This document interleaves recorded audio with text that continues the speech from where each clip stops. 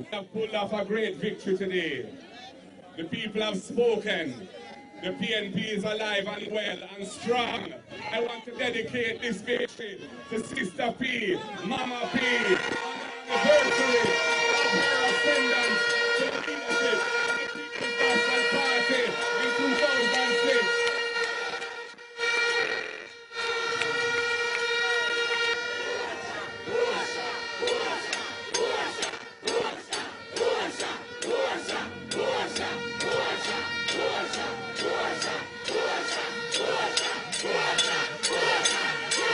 They're saying Portia, then Mark Golding just said, and this is Giovanni Dennis speaking, Mark Golding just said they're dedicating today's performance to Portia Simpson Miller, who ascended to the leadership of the People's National Party on this date in 2006. One of the children of Michael Manley, and he said to me, NW and Michael Manley are smiling tonight.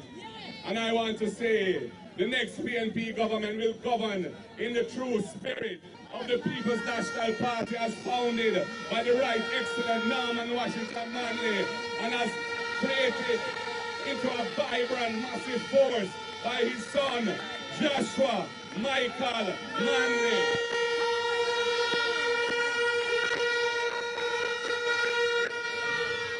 I want to big up PJ Patterson, the most successful politician in the history of Jamaica in terms of victory, who continues to mentor. We say.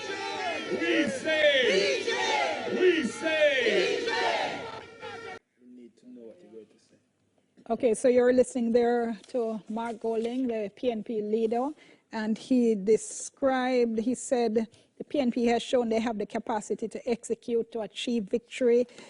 He said they would continue working to build momentum, and he called the night's results a rare victory. Let me go around the table, comments on what we've heard. Clive Mullins, let me start with you. I'm not sure that the leader of the PNP should have given that particular speech about victory. I think it's rather early days yet. You have to look very carefully at the count in terms of the parish council or the municipal councils. And I know that they were focused a lot on what was happening for PN and elsewhere, and clearly in terms of the popular vote. But that doesn't necessarily translate into a victory. I think it may be somewhat premature at this point in time. Maybe it's caught up in the flow of what is happening and the euphoria, but maybe it may be a bit misplaced right now.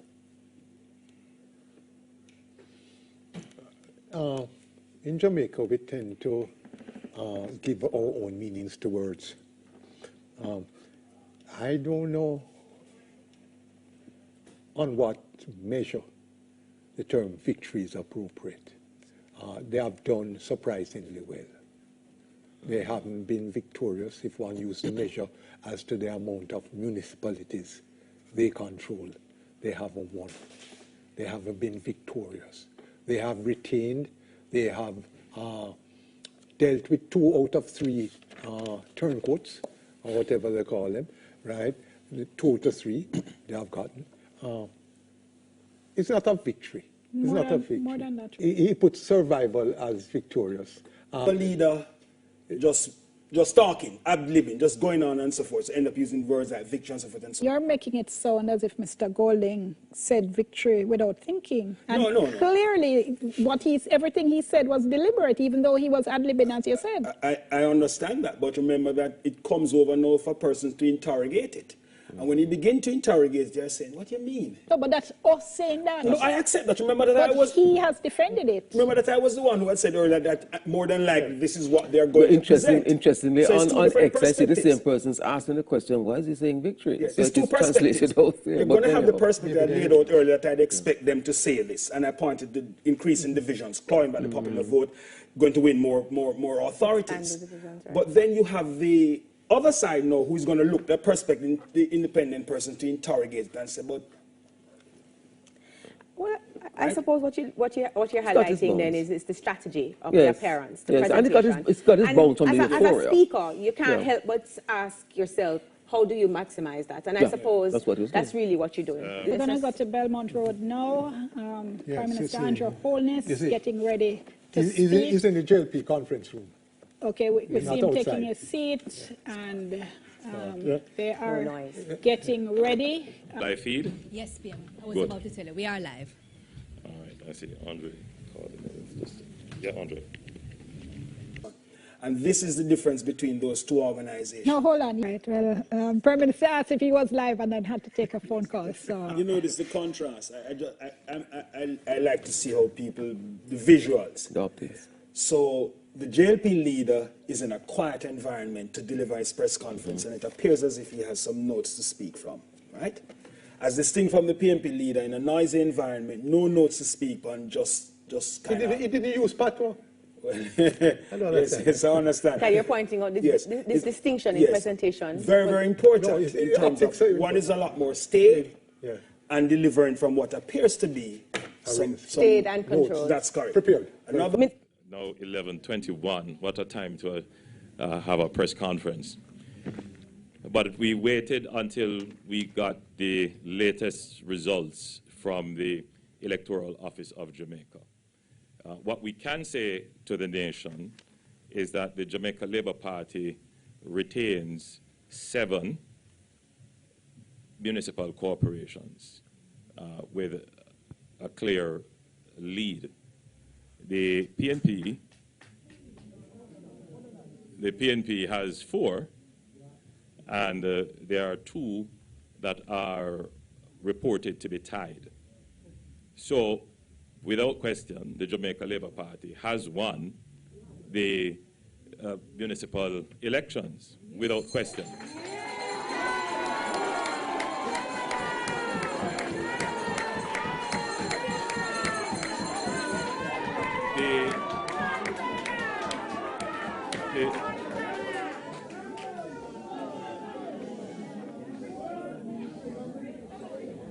The 2 municipal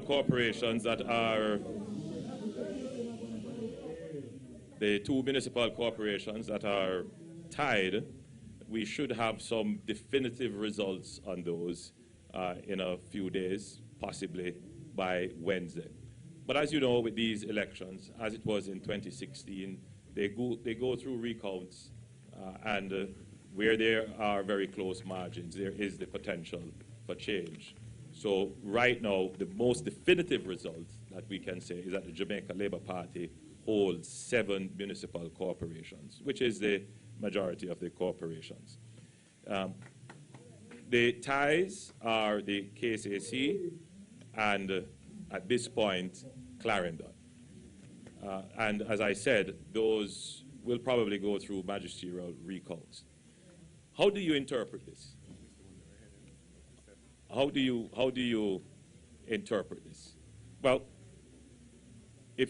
if we look at what existed before, the PNP retained Clarendon, retained Westmoreland, which they had, Hanover, Manchester, and St. Catherine. The Jamaica Labour Party retained all that it had, which was Trelawney, St. Mary, St. Anne, St. James, St. Elizabeth, St. Thomas, and Portland. So, how do you interpret this? Clearly, the people of Jamaica maintains confidence in the government of the Jamaica Labour Party.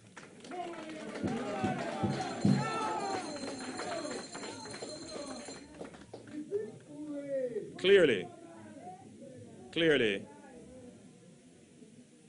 if this were a general election, the Jamaica Labour Party would still be the government of Jamaica, which is the which is the result.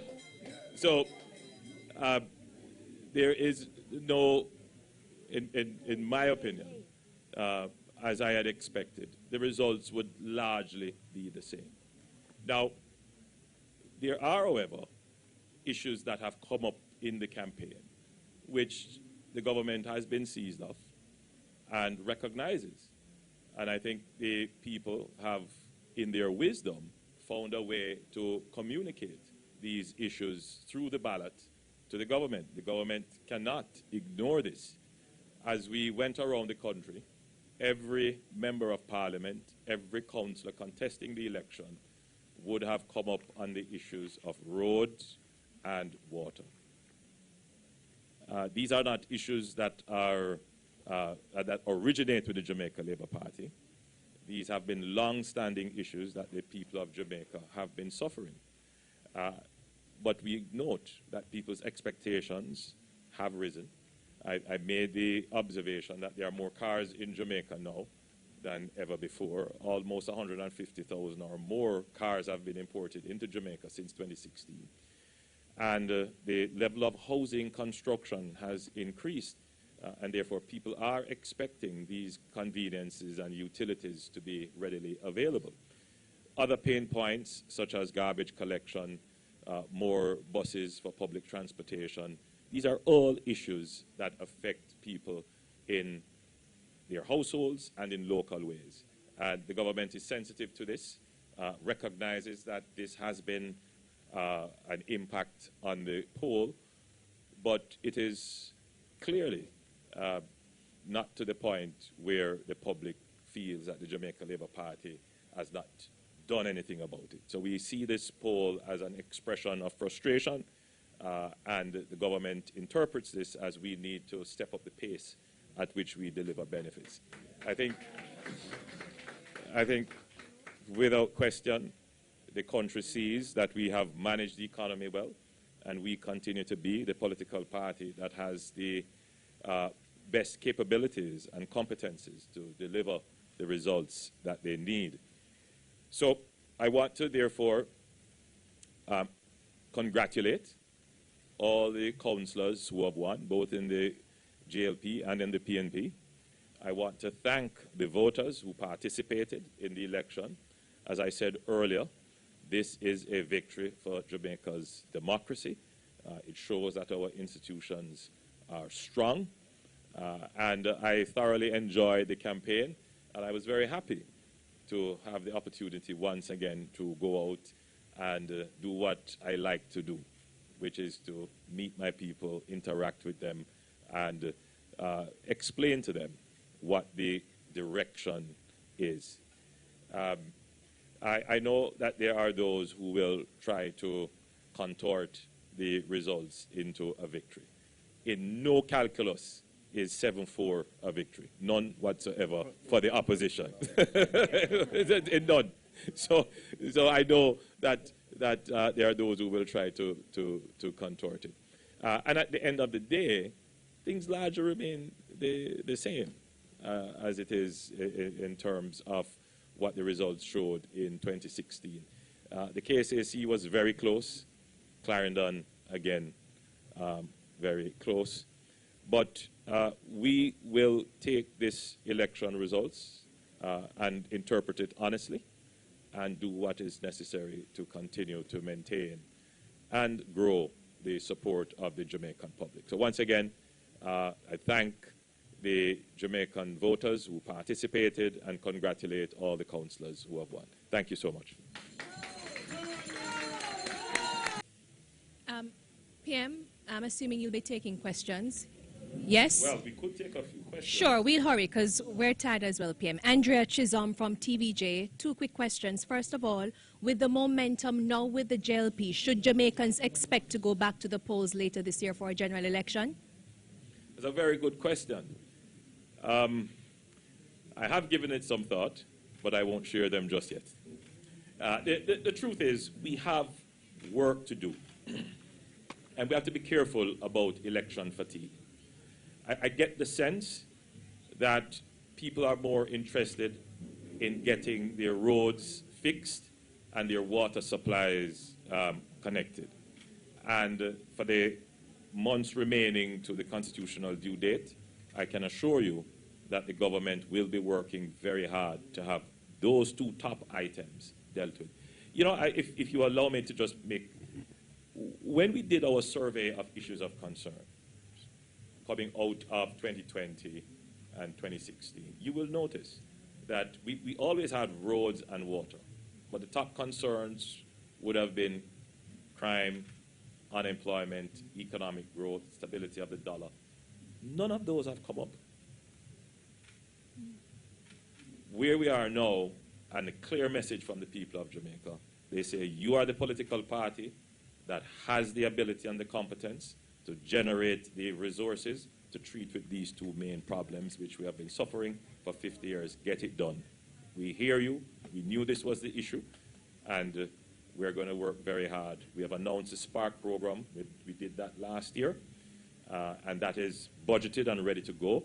We will have a similar program for water, which we will announce shortly. Finally, from me, the income tax threshold. Anything definitive now on that? There is a threshold, though. There is a threshold. There ain't no hedge tax, but there is a threshold. Yes. So, look, this is the government that has presided over an unprecedented period in Jamaica's history of no new taxes every single year for 6 consecutive years. This is the government that has reduced taxes, one, by increasing the threshold back in 2017, and also by reducing GCT and reducing and abolishing a number of taxes. This is the government that believes in a policy position of ensuring that people are in charge of their own resources, and we trust them to spend it wisely. It is this government's position to revise the income tax threshold upwards whenever the opportunity presents itself. Let me say this, you will not have to, you won't need to wait on any other government for that to happen. Exactly. This government will address the income tax threshold. And let me do the final quick comments from the panelists. And very, very quickly, Paul Ashley, comment on the Prime Minister's speech.